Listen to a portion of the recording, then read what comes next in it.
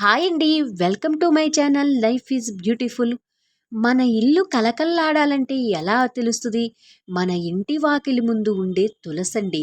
తులసి కోట ఎంత కలకల్లాడితే ఆ ఇల్లు అంత కలకల్లాడిద్దని ఎంతమంది అంటారు కదండి. అది ముమ్మాటికి నిజమేనండి. మన ఇంటి వాకిలి ముందు తులసమ్మ తల్లిని మనస్ఫూర్తిగా చూసి ఒక్క దీపారాధన చేసి మనసారా నమస్కారం చేస్తే చాలండి. ఆ శ్రీమన్నారాయణ స్వామికి ఎంతో ఇష్టమైన తులసి. తులసి అంటే ఆ శ్రీమన్నారాయణ స్వామికి ఎంతో ఇష్టం కదా! ఆ తులసి కోట కాడ మనం ప్రతిరోజు దీపారాధన చేస్తే మన పూర్వజన్మ కర్మల మొత్తం కూడా పోతాయి అనేది ఈ చిన్న కథ ద్వారా ఎంత అద్భుతంగా ఉందో మీరే తెలుసుకోండి. నిజంగా ఎక్కడా స్కిప్ చేయకుండా ఈ కథ మొత్తం చూడండి. మీకు ఆ తులసమ్మ వారి గురించి తెలుసుకున్న ఇంకా ఇంకా తెలుసుకోవాలని మనకు అనిపిస్తుంది కదా! ఆ తులసి కోట కాడ మనం మనస్ఫూర్తిగా దీపారాధన చేస్తే చాలండి. ఒక ఊరిలో ఒక బ్రాహ్మణుడు, భార్య ఉండేవారు. ఆ బ్రాహ్మడు చాలా మంచివారు. సత్యధర్మాన్ని ఆచరిస్తూ ఆ భగవంతుణ్ణి పూజిస్తూ ఎంతగానో జీవనం చేస్తూ ఉండేవారు. కానీ భార్య బ్రాహ్మణు భార్య అనే ఆమె ఏ రోజు చెప్పిన మాట ఇనేదే కాదు. అలాగ ఆ భగవంతుణ్ణి ఏ రోజు పూజ చేసేదే కాదు.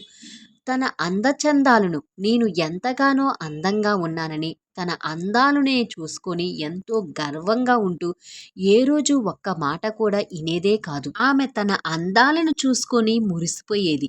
కానీ ఏ రోజు ఒక్క పూజ కానీ ఒక నమస్కారం కానీ అనేది తెలియనే తెలీదు. బ్రాహ్మణుడు ఇంట్లో పుట్టినా ఆమె ఏ రోజు పూజలు చేసేదే కాదు. ఇంకా తన భర్త మీద ఏ రోజు గొడవ పడుతూ ఉండేది. పూజ చేసినా ఆమెకి ఇష్టం ఉండేదే కాదు.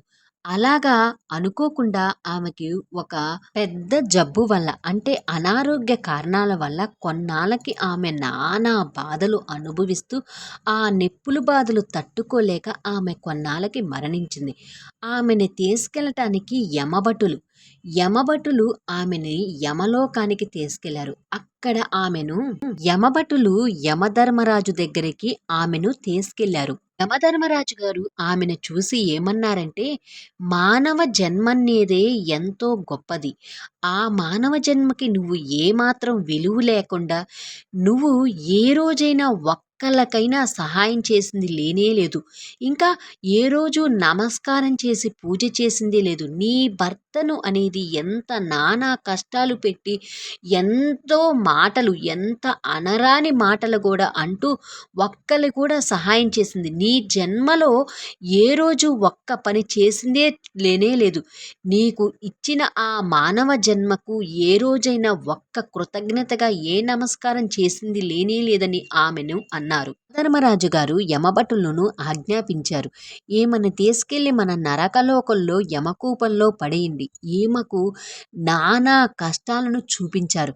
అంటే అక్కడ ఎర్రని కాల్చిన నూనెలో ఆ బాధలు తట్టుకోలేక ఎన్నో సంవత్సరాలు అక్కడ ఉండి ఆ బాధలు తట్టుకోలేక ఎన్నోసార్లు బాధపడి ఏడ్చిన రోజులు ఎన్నెన్నో సార్లు ఉన్నాయి. చివరికి మళ్ళీ ఆమె ఒక భూలోకానికి వెళ్ళి వేశ్య కుటుంబాలుగా పుట్టాలని ఆ యమధర్మరాజు ఆజ్ఞాపించారు. యమధర్మరాజు ఆజ్ఞ ప్రకారం వేశ్య కుటుంబంలో పుట్టింది ఆమె.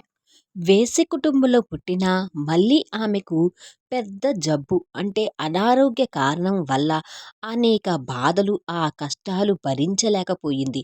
అనుకోకుండా ఒక సాధువు చూసి ఆమెను సముద్ర స్నానం చేస్తే నీ కష్టాలన్నీ పోతాయని చెప్పారు.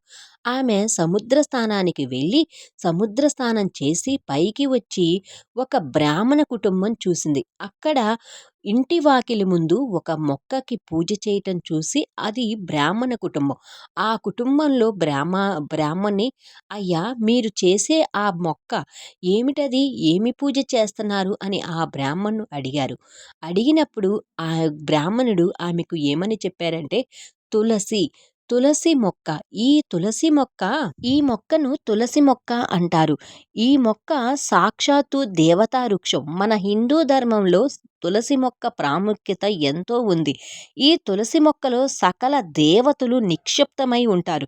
సాక్షాత్తు శ్రీమన్నారాయణ స్వామికి ఎంతో ప్రీతికరమైన తులసి. ఈ తులసి దళాలతో శ్రీమన్నారాయణకి స్వామికి అర్చన చేస్తే సకల పాపాలు, సకల కష్టాల నుంచి విముక్తి పొంది పూర్వజన్మలో చేసిన సకల పాపాలు, సకల కర్మలు మొత్తం పోతాయి.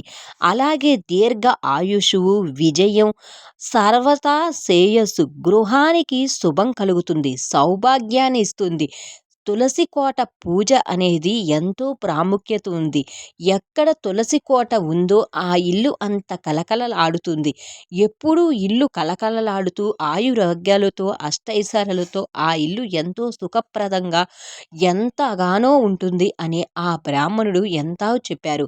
అలాగే తులసి కోట మనం ఎంత పూజ చేసుకుంటే అంత సౌభాగ్యాన్ని, మన ఇల్లు ఎప్పుడు చూడటానికి కలకల్లాడుతూ, అసలు ఒక్క మాటలో చెప్పాలంటే తులసి గాలి, తులసి గాలి, ఆ తులసి గాలి మన గృహంలోకి వీచినా చాలు సకల ఆ కష్టాల నుంచి విముక్తి పొంది ఆయురారోగ్యం, అష్టైశ్వర్యం, సుఖ సంపదలు పొంది తుదుకు విముక్తి పొంది వైకుంఠానికి వెళ్తారని ఆ బ్రాహ్మడు ఎంతగానో చెప్పారు. అప్పుడు ఆమె విని తన పూర్వజన్మలో చేసిన పాపాలు అన్నీ గుర్తుకొచ్చినాయి.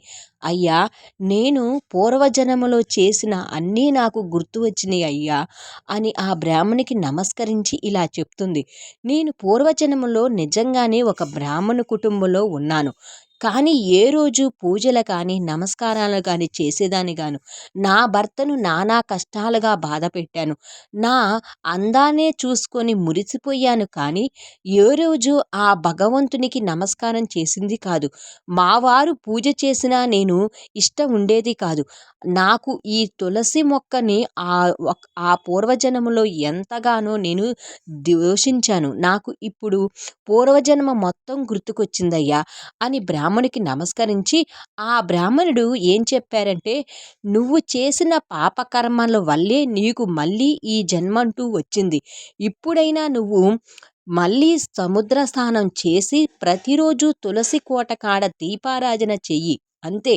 మనస్ఫూర్తిగా ఆ భగవంతుని నమ్మి తులసి కోట కాడ దీపారాధన చేసి ప్రతి శుక్రవారమైనా మంగళవారమైన దీపారాధన చేస్తే నీకు సకల కష్టాల నుంచి విముక్తి పొంది పూర్వజన్మల పాప కర్మాలు కూడా మొత్తం నీకు విముక్తి పొందుతాయి అని ఆ బ్రాహ్మణుడు ఆమెకు ఎంతగానో చెప్పారు.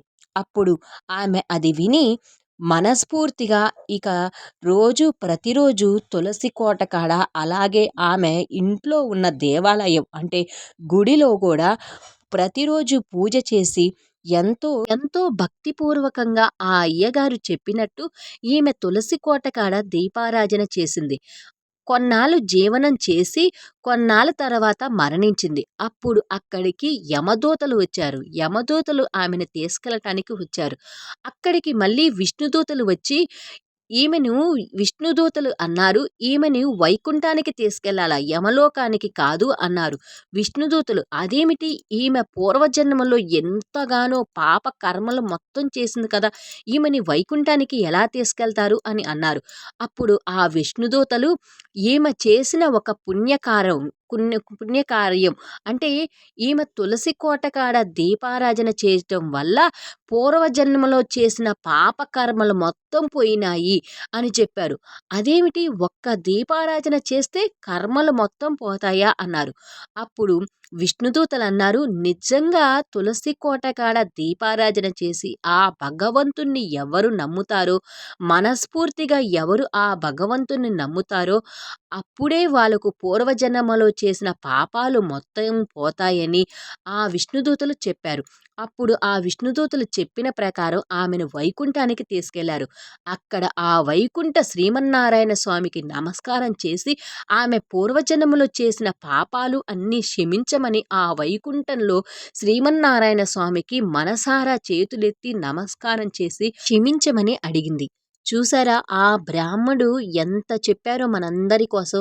తులసి కోటలో సకల దేవతలు నిక్షిప్తమై ఉంటారని, ఆ శ్రీమన్నారాయణ స్వామికి ఎంతో ఇష్టమైన తులసి, ఆ తులసి కోట కాడ దీపారాధన చేసి మనస్ఫూర్తిగా చేతులెత్తి నమస్కారం చేస్తే చాలు, మన పూర్వజన్మలో చేసిన పాపకర్మలు మనకి తెలియదు, కానీ ఆ భగవంతుడు మనకు ప్రసాదించిన సాక్షాత్తు తులసి కోట.